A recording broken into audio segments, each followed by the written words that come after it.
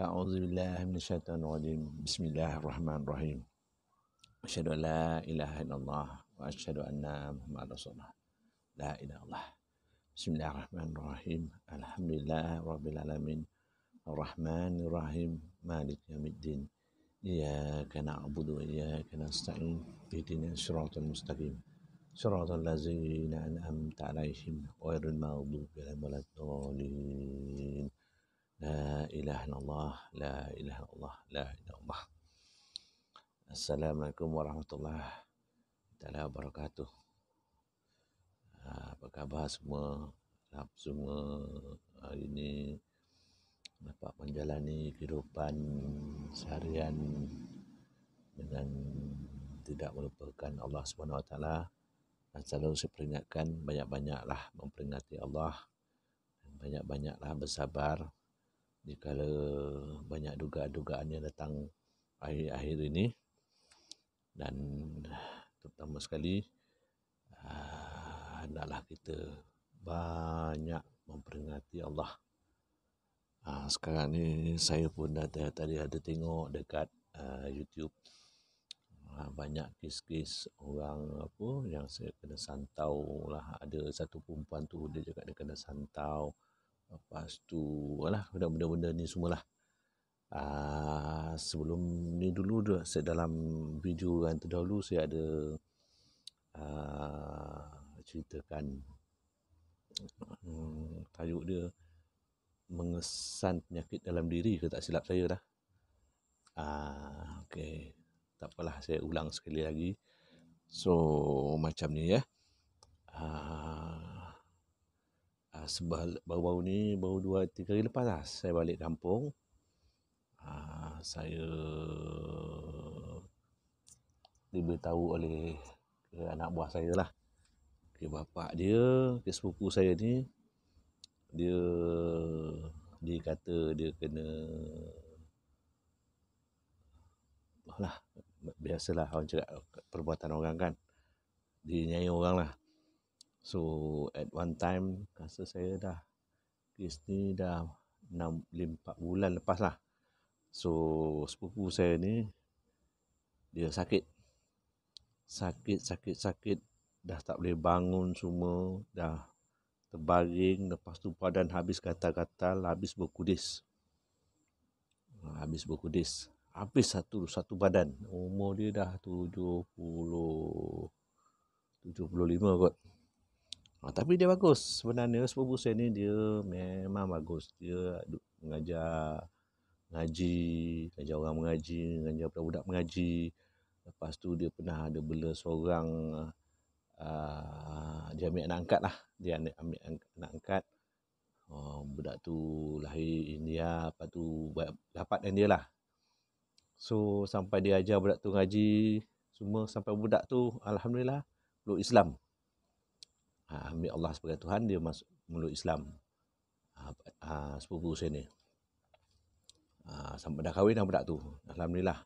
Dan sampai sini pun dia masih ingat lagi lah dengan kira dia bapa angkat dia lah.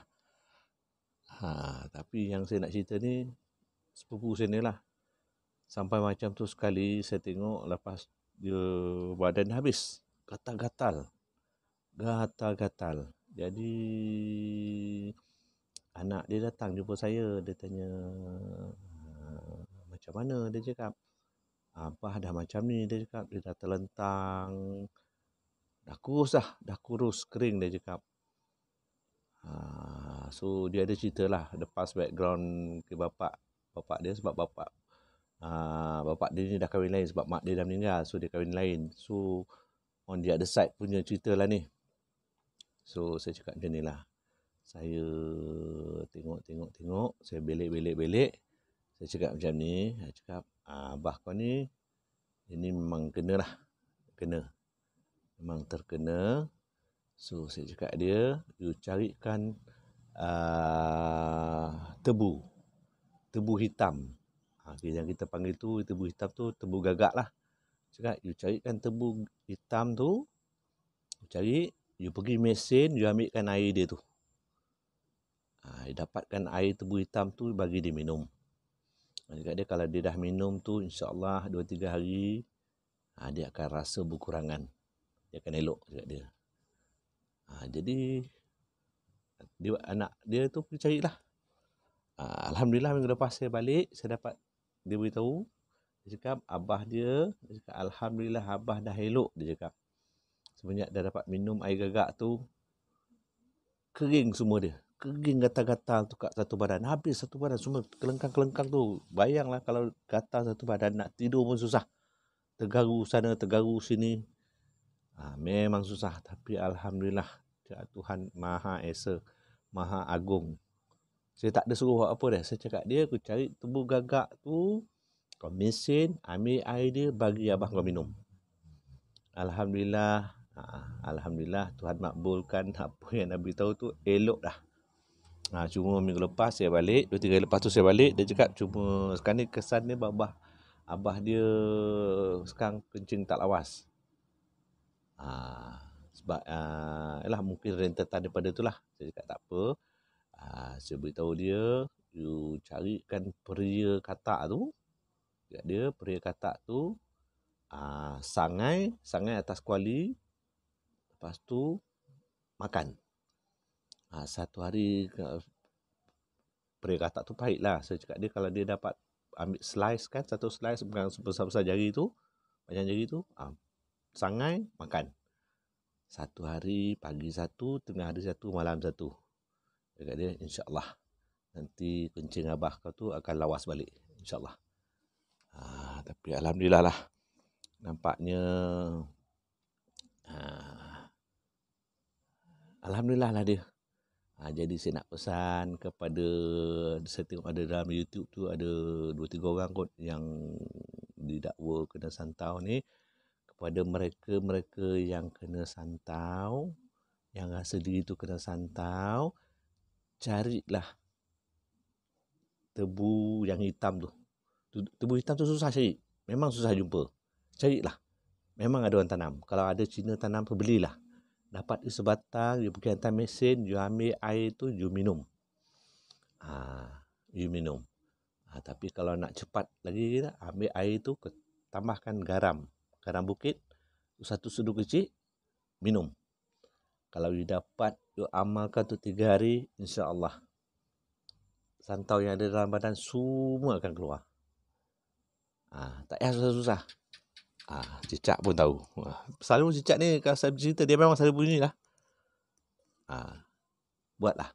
Siapa yang terasa-rasa yang diberitahu lah. Saya tak tahu nak cari orang tu kena kat mana. Sebab saya ni tak kerti. Saya tengok je, okey.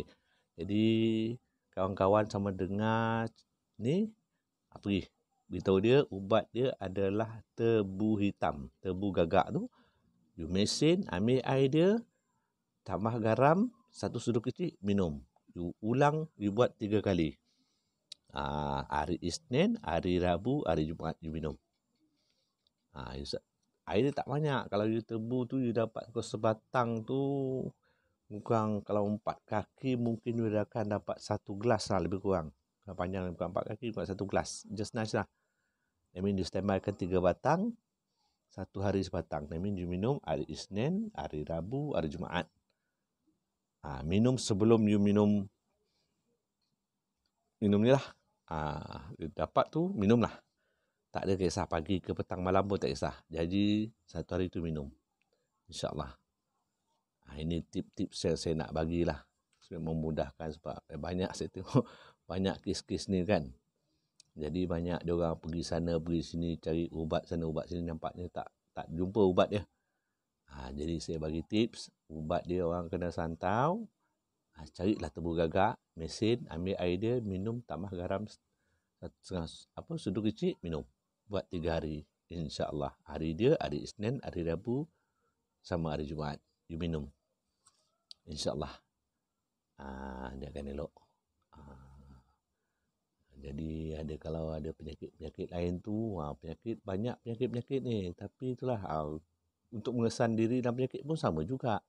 Macam saya ajar kan, kita duduk, kita ajar Fatihah semua, kita fidyah Fatihah pada ibu kita, fidyah Fatihah pada bapa kita, kalau kita bersuami atau beristeri, fidyah Kalau bagi isteri, fidyah pada suami dia lah. Kalau suami tak payah hantar pada isteri, tak payah, memadai dia fidyah pada ibu bapa dia saja. Duduklah, duduk macam biasa, taruh tangan atas paha tu, macam kita duduk bersanding tu, taruh situ, baca Al-Fatihah. Baca Al-Fatihah dah tu, tu niatkan diri, minta lah, ya Allah ya Rahman Rahim, kalau ada benda-benda yang tak elok ada dalam badan aku, keluarkan kat tangan. Dia akan keluar. Kalau benda dah tak elok tu, kalau kita dah baca Fatihah tu, kita dah sebut nama Tuhan tu, you akan rasa lah kat tangan dia tu. Berat ke, sengal ke, sakit ke, dia akan rasa. Tapi kalau sakit tu memang heavy lah, memang ni lah. Dia akan keluar kat tangan you. Tangan you akan jadi berat. Kalau berat saja, not so bad lah, tak adalah. Tapi kalau masuk tangan sakit, itu kita panggil grade A. Jin A. Tapi kalau dia berat, B. Tapi kalau you rasa geli, tu C.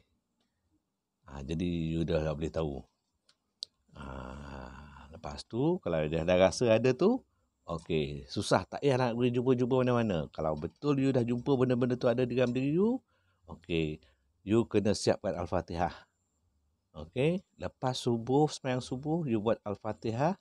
Setelah you buat untuk mak ayah you, untuk diri you terus buat Al-Fatihah. Kurang-kurang pun 50 selepas subuh. Selepas subuh, minta kat Tuhan, keluarkan benda tu. Kalau ada yang bela ke, yang datang ke apa ke, buat. Seawal hari pertama, kalau you dah siap 50 Al-Fatihah tu, you boleh rasa dah badan you akan jadi ringan. Dia nak jadi ringan. You tak, sebab benda dalam tu cakap tadi, bila you buat ikut aturan dia, insyaAllah dia akan cepat. Jadi kita nak beritahu kesan tu.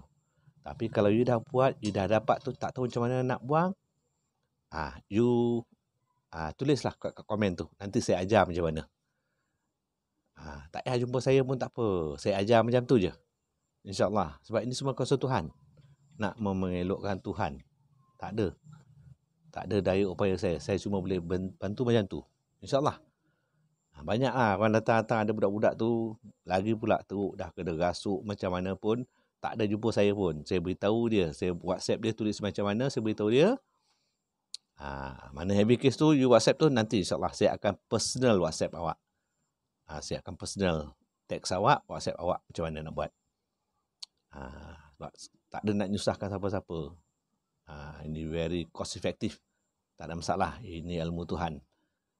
Kalau you balik pada Tuhan, you serah pada Tuhan, insyaAllah apa penyakit atas dunia ni semua boleh sembuh kecuali mati. Itu yang saya pegang sampai hari ini. Tapi 2-3 hari ni memang saya tak buat video lah, sebab apa, saya memang hari-hari lah, saya lepas maghrib saya akan keluar, saya akan jogging lah everyday jogging kurang 8 km. Dan 3 km ke 4 km tu saya akan lari lah, just to maintain I punya, yalah kita ni bukan muda lagi kan, so that's how I maintain I punya health lah. Pemakanan pun I jaga jugalah. Sebab apa, sakit ni mahal, tu cerita dia, nak pergi hospital mahal. Tapi kadang-kadang kita kena tahu penyakit ni bersebab. Bersebab, dia bukan datang macam tu saja, dia ada sebab dia datang. Pertama mungkin kita lupa Tuhan, lepas tu amalan, keikhlasan kita main peranan penting. Apa penyakit yang kita ada dalam badan, kalau kita balik pada Allah, kita banyak memperingati Allah, insya-Allah semua boleh selesai, insya-Allah. Tapi cara macam mana kita nak mengelak, cara macam mana kita nak mengubati diri kita yang sakit tu, itu yang paling penting. Bagi saya senang, saya akan serah pada Tuhan. Jadi at the same time kita kena jagalah. Kita jaga diri kita jaga pemakanan kita jaga kesihatan kita. Sebab sakit mahal. Sakit ni mahal. Lepas tu pula bila kita sakit ni, kita akan menyusahkan banyak orang. Tambah-tambahlah penyakit-penyakit yang kita unseen ni lah. Yang berpunca daripada benda yang tak sepatutnya. Itu cerita sebenarnya. Jadi betul lah, sekarang kita kat luar-luar kita ni kita tak tahu sebab dia tak nampak. Dia ada sebelah tu je. Sebelah tu je ada. Sebenarnya cuma manusia biasa tak nampak kan kehadiran dia. Kadang-kadang dalam rumah kita pun ada. Dia nak buat macam mana? Kalau jin tak baik, jin tak elok datang, jin yang baik datang. Sebab jin macam tu sebab kita berjiran dengan dia. Nak buat macam mana? Itu sebab sampai saya ini sejadah saya tak pernah tutup. Saya biarkan terbuka. Kalau dia nak datang lah, semayang lah. Tu cerita. Yalah, macam you all. Yalah, bukan semua orang nampak kan. Jadi, itu yang saya pesankan lah. Jadi, sekarang ni banyak kes-kes yang saya tengok. Bagi sana begini. Banyak-banyak budak-budak kecil dah boleh nampak benda ni lah. Dah boleh nampak the unseen. Masa balik balik kampung baru ni pun, anak saudara saya pun, dia pun dah nampak. Dia ternampak kat belakang rumah tu. Okey, saya cakap dia. Lepas tu dia cakap, ada pukul 2 pagi kot, dia tengah baju susu anak dia, lalu belakang rumah dia, tegur dia. Buat apa tu? Macam tu. Just imagine, sekarang ni, dunia sebelah tu, dia dah nak menjelmakan diri dia lah. Dia nak memperkenalkan diri dia. Jadi bagi mereka ni tak perlu takut lah. Jangan takut. Sebab kita lagi hebat pada dia. Jangan takut. Tu saya cakap dia, sekarang kita banyak, sebab ini sekarang pun dah sampai akhir zaman kan. Apa yang dia cakap oleh Ustaz tu, akhir zaman tu betul lah. Tapi yalah, biarlah dia nak akhir zaman ke, sebab itu bukan kehendak kita, kehendak Tuhan. Kita sebagai manusia, kita kena hidup lah, kena lalui lah hari-hari. Tapi janganlah lupa apa kita punya kewajipan kita. Itu yang saya nak beritahu kan. Jadi tentang perubatan ni, itulah. Sebab saya tengok banyak kes-kes ada macam tu, kes ada yang siapa tu, ada artis tu kot, bukan artis, YouTuber tu kot kan. Siapa entah nama dia, yang panggil ustaz tu sampai rumah. Lepas tu ustaz tu masukkan benda tu dalam tu, bercakap. Budak tu macam tak percaya. Tak payah dah, cakap dia. Berserah diri kepada Tuhan, insyaAllah. You macam ni lah. Siapa nama dia tu? Prince Smith ya. Macam tu lah, something like that lah. Okay. It's very simple to see, to identify whether the unseen is in your house or not. Sama ada benda tu ada dalam rumah atau tak ada rumah. Okay. Ada yang cakap ambil barang. Betul, barang-barang lama ni kadang semua bertunggu, bertuan. Semua bertuan.